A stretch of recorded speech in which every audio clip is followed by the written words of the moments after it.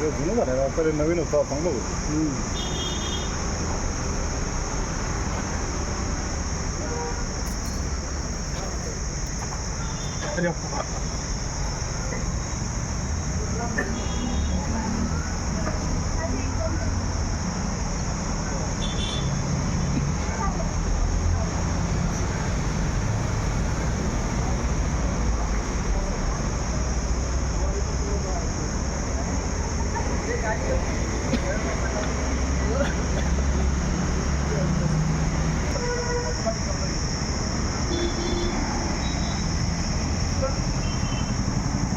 नमस्कार, मी अनिल साबळे, विभागीय अध्यक्ष, महाराष्ट्र राज्य माध्यमिक उच्च माध्यमिक शिक्षण मंडळ, छत्रपती संभाजीनगर विभाग.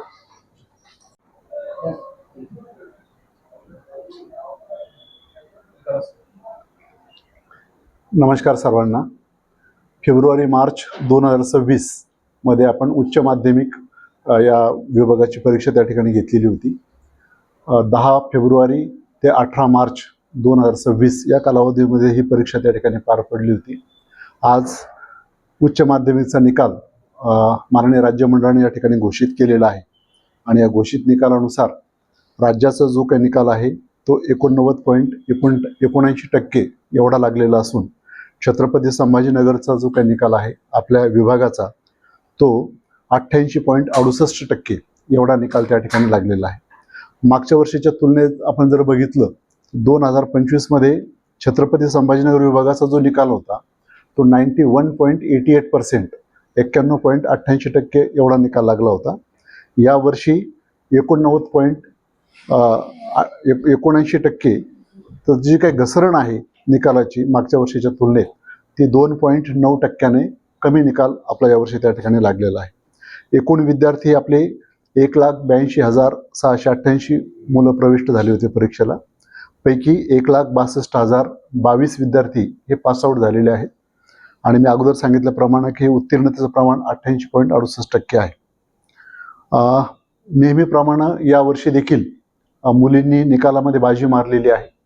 राज्यामध्ये 6.35% उत्तीर्णतेचं मुलींचं प्रमाण हे मुलांपेक्षा जास्त असून आपल्या छत्रपती संभाजीनगर विभागामध्ये 6.22% मुलींनी या उत्तीर्णतेमध्ये बाजी मारलेली आहे. मुलांपेक्षा जास्त मुली या उत्तीर्ण त्या ठिकाणी झालेल्या आहेत. आपल्याकडे परीक्षेदरम्यान काही गैरप्रकार सुद्धा त्या ठिकाणी झाले होते. परीक्षेच्या दरम्यान जवळपास 58 गैरप्रकार आपल्याकडे झालेले होते. या 58 पैकी 56 प्रकरणांची आपण चौकशी पूर्ण करून त्या बाबतीत मुलांवर काही कारवाई करायची किंवा निकाल जाहीर करायचे याबाबत निर्णय घेतलेला आहे. 54 प्रकरणात मुलांच्या त्या विषयाची संपादनक आपण रद्द केलेली आहे. तर 2 प्रकरणी मुलं निर्दोष आढळल्यामुळे त्यांचे निकाल आपण आज डिक्लेअर केलेले आहे. आणि आपल्याकडे जी 2 मोठी प्रकरणं झाली होती विभागामध्ये, चौसाळा असेल, जैतापूर असेल, तर येथील निकाल आपण राखीव ठेवलेले आहेत.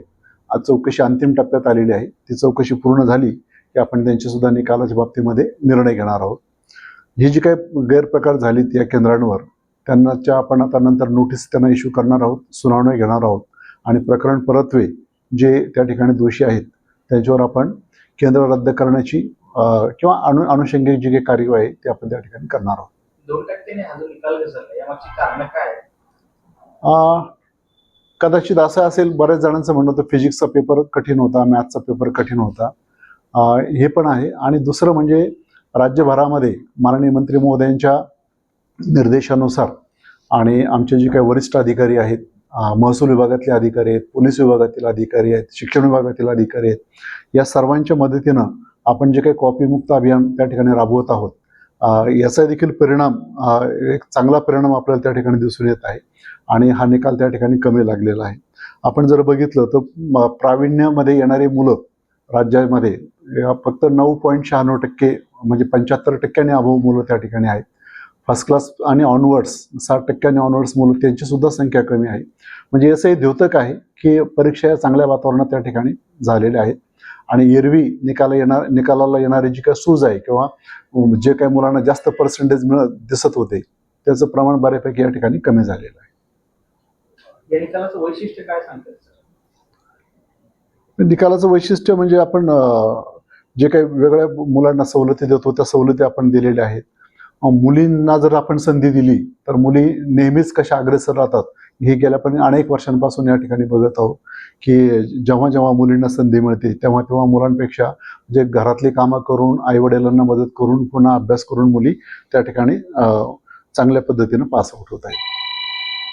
ज्या ज्या केंद्रांवर कॉपी प्रकार घडून आले त्याच्या पुढे तुम्ही काय करणार आहात आणि मंडळ मान्यता किंवा असं काही कारवाई करणार आहात? कॉपी केस ज्या ठिकाणी झालेले आहेत त्यांची आम्ही आता सुनावण्या त्या ठिकाणी लावणार, नोटीस त्यांना इश्यू करणार आणि नॅचरल जस्टिस प्रमाणे त्यांचं काय म्हणणं आहे ते आपण त्या ठिकाणी ऐकून घेणार.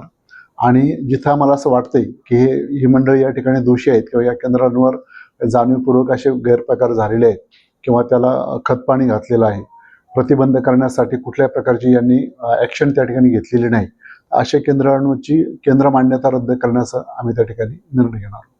एकूण किती विद्यार्थ्यांचा निकाल आपण राखीव केला आहे? जवळपास 501 विद्यार्थ्यांचा निकाल या रेग्युलर ज्या 2 प्रकरणामध्ये आणि 48 प्रकरणात इतर विद्यार्थ्यांचं जे काही परीक्षेदरम्यान म्हणजे परीक्षोत्तर जे काही गैरप्रकार झालेले असतात, ज्यावेळेस उत्तरपत्रिका तपासल्या जातात, कुणाची उत्तरपत्रिका फाडलेली असणे किंवा काहीतरी त्यामध्ये इतर काही मजकूर लिहिलेला असणे, असे 48 असे एकूण जवळपास 549 विद्यार्थ्यांचे निकाल आपण राखीव ठेवलेले. सर एखाद्या उत्तरपत्रिकेवर असं काही युनिक मजकूर हात लागलाय वेगळं काही नाही असे असतात, पण यावेळेस कसं मॉडरेटरने काही लक्षात आणून दिलं नाही की मुलं जे काही वेगवेगळ्या प्रकारचे आवाहनं करतात किंवा विनंत्या करतात किंवा काही कविता लिहून ठेवतात, गाणी लिहून ठेवतात, तर असं काही लक्षात आणून दिलं नाही. पण 4-2 प्रकरणं दरवर्षी झालेलीच असतात अशी.